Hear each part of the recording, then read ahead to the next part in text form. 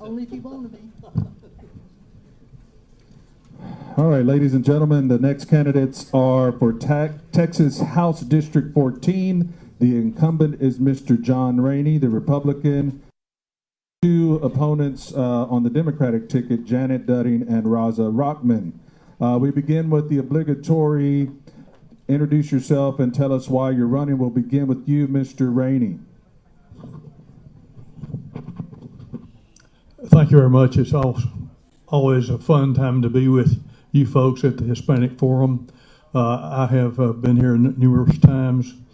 I have had the fortune to serve in the Texas legislature now for 9 years and won a special election in 2011. And I think we've made some fantastic progress, particularly in the education area, public education area.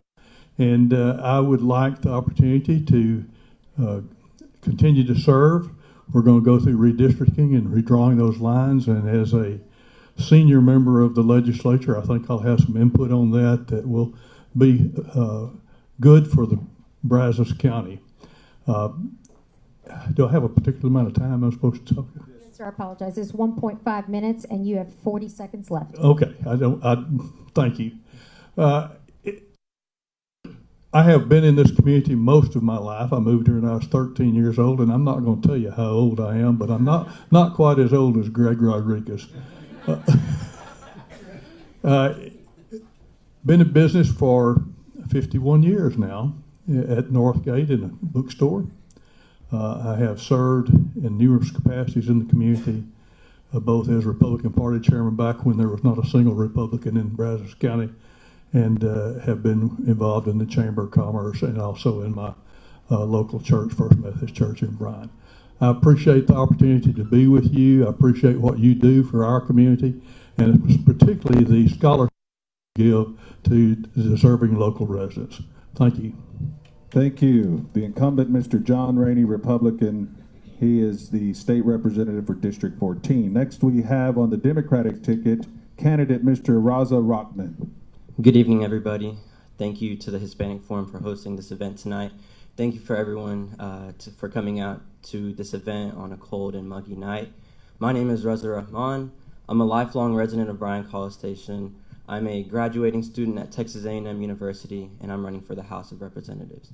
I'd like to bring a fresh set of ideas and the voice of an entire generation to the state legislature.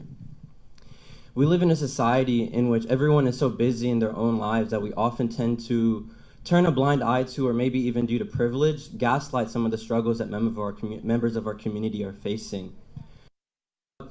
Being a person of color, coming from a lower socioeconomic status, coming from an immigrant family, whatever it might be, I've faced some of these struggles myself. But what hurts me most and what motivates me and inspires me is knowing that there's members of our community facing similar struggles as myself who are unable to stand for themselves, to stand up for themselves.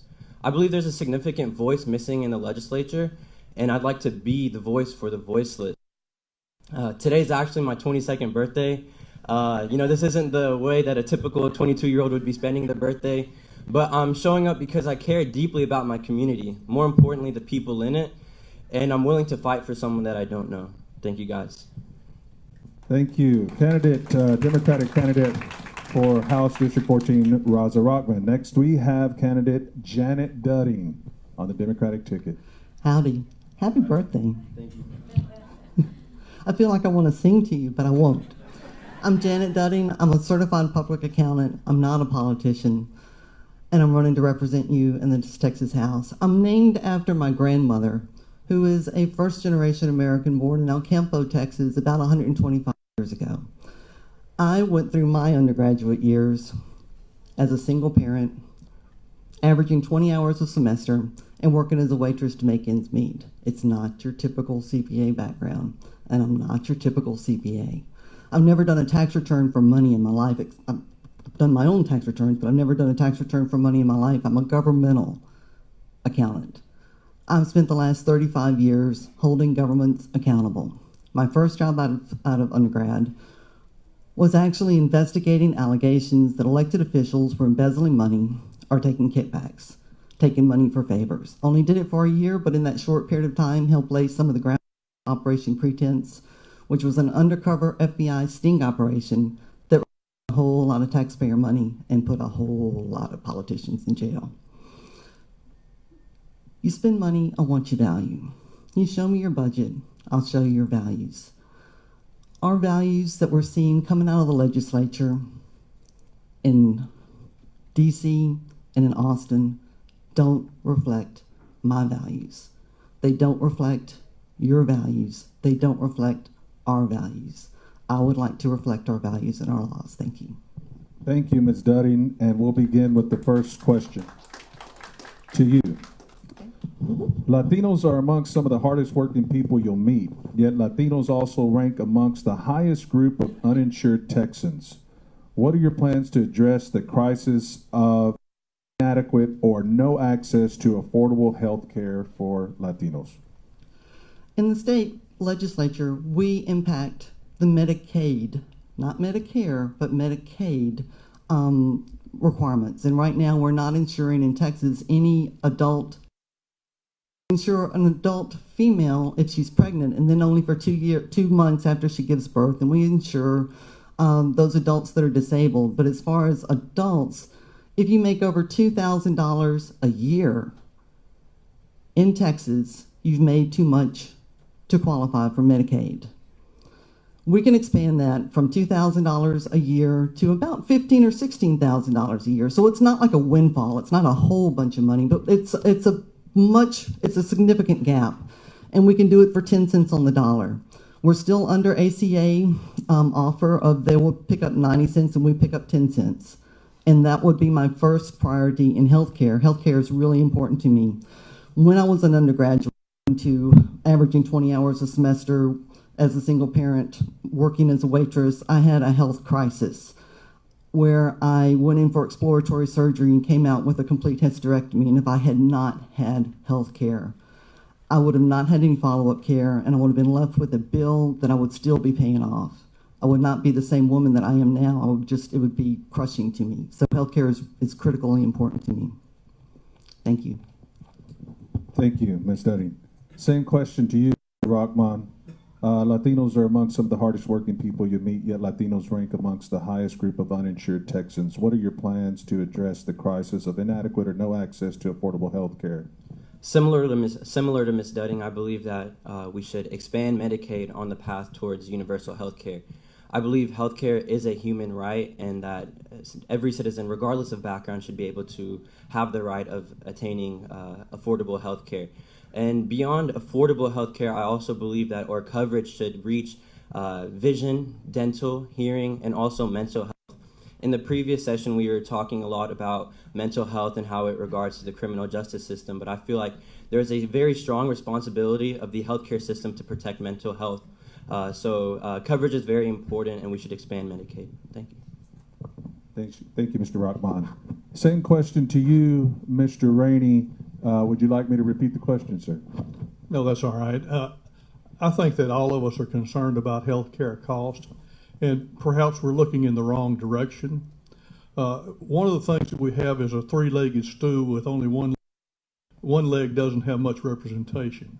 And that's, we have the doctor, the patient, and the insurance company. And the patient is not involved as much in this deal as he should be. We costs. I know what the budget is. I know what I served 3 times on the Appropriations Committee, and about 31% of our budget right now goes for health care, primarily Medicaid. About 15 years ago, that was about 4 or 5% of the budget. Now, if you understand the budget of the state of Texas, most of it is the Constitution by amendments that we as the voters have passed. Where do we get that money to take our Medicaid, get more Medicaid expense? How many of you want to raise your taxes? I think it's a question that is awful difficult. Let's go back and look at the root cause, which is it's not based in economics. And I think we need to do more of basing our insurance costs and on economics rather than in letting the insurance companies and the doctors dictate it.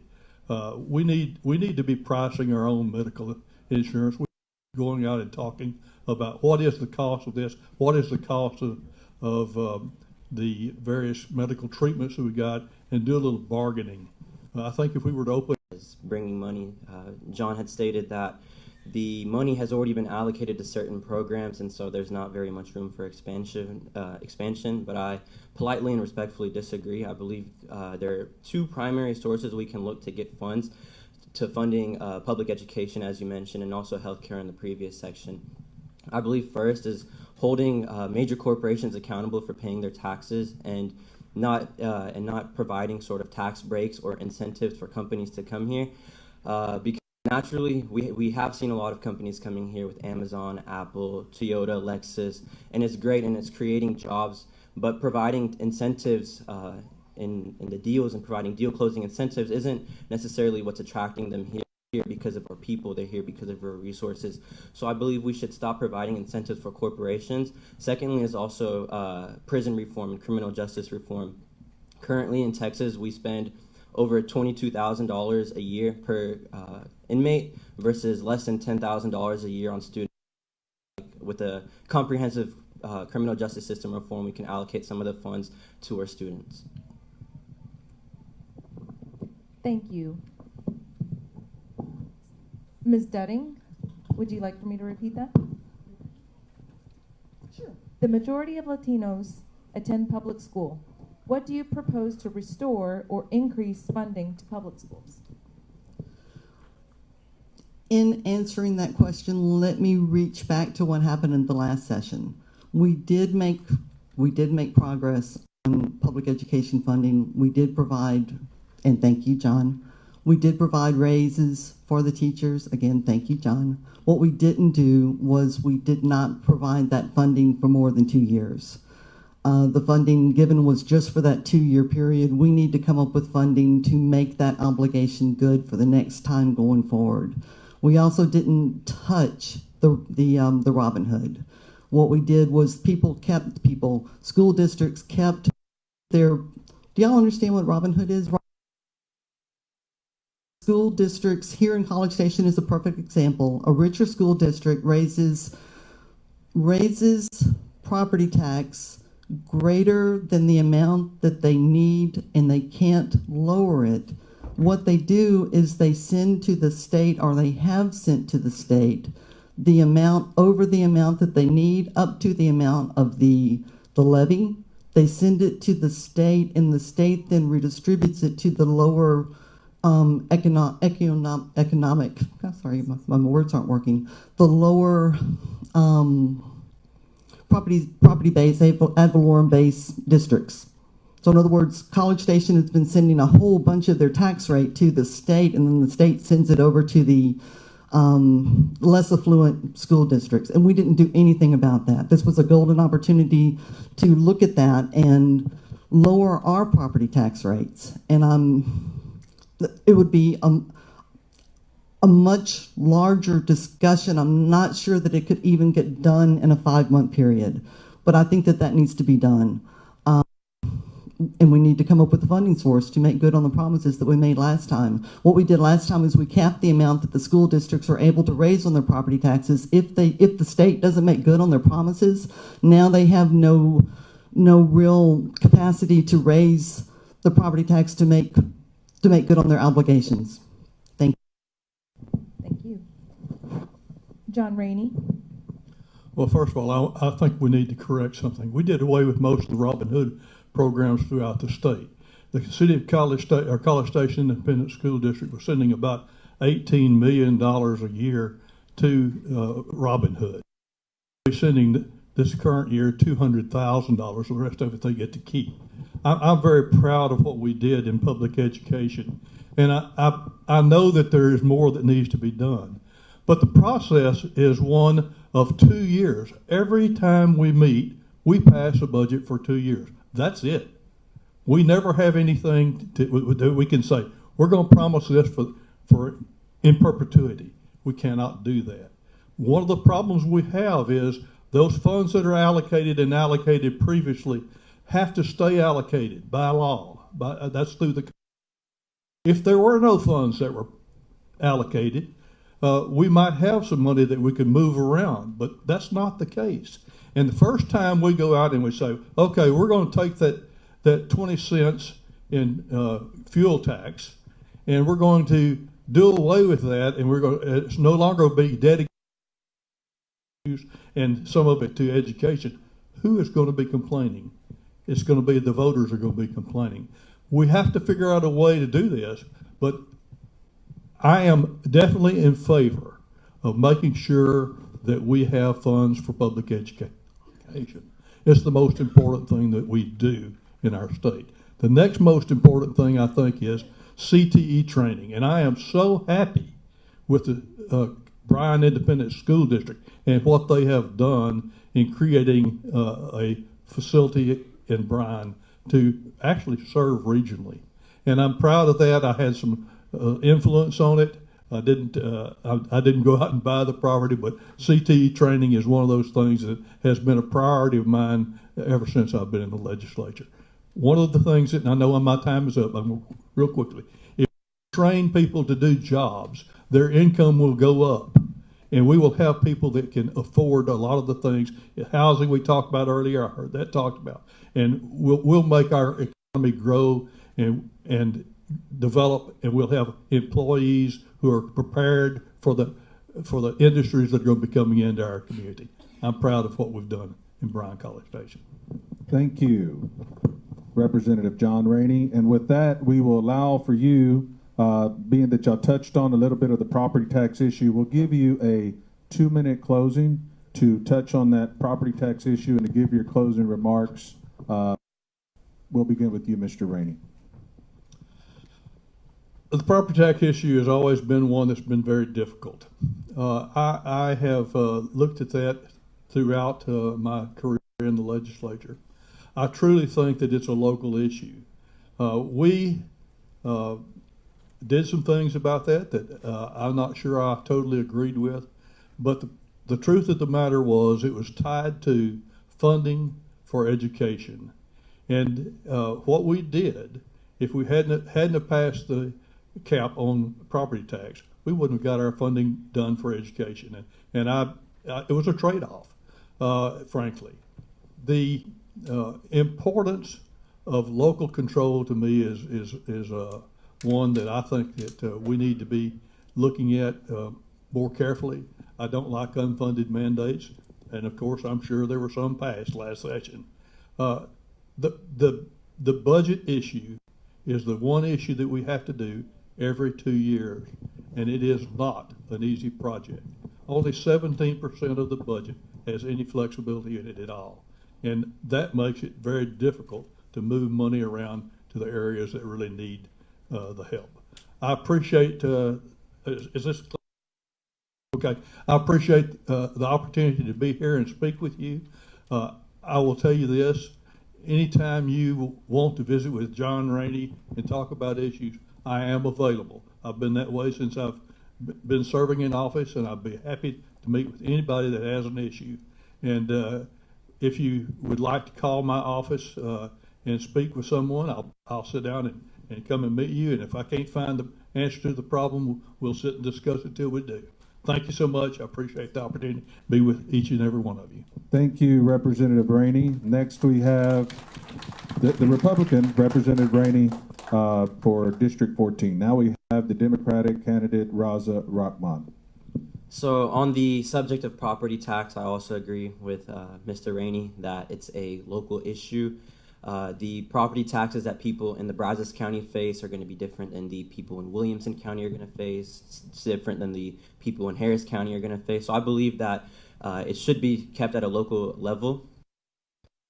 I would like to thank everyone for coming out. I would like to thank the Hispanic Forum for attending this, for hosting this event. I would just like to remind everyone that you might see my names around, the sign saying Raza for Texas. It might be my name that you click in the booth. But at the end of the day, this campaign isn't about me. It's about all of us. It's about each and every single one of us, each and every single member of our community, and the collective vision that we share for a safer, a stronger, a more accepting, and a prosperous Texas. So, with a safer and stronger, more accepting Texas, I'm simply a product of this district. I've grown up here. I went to elementary school, intermediate school, middle school, high school, and even now I'm attending Texas A&M, graduating this summer. I've worked local businesses. I've volunteered at local nonprofits. And in my time here, I forged an intimate connection with the members of my community. So I encourage everyone here that we need an everyday Texan to represent everyday Texans. So please vote Raza Rahman in this upcoming election. Thank you, guys.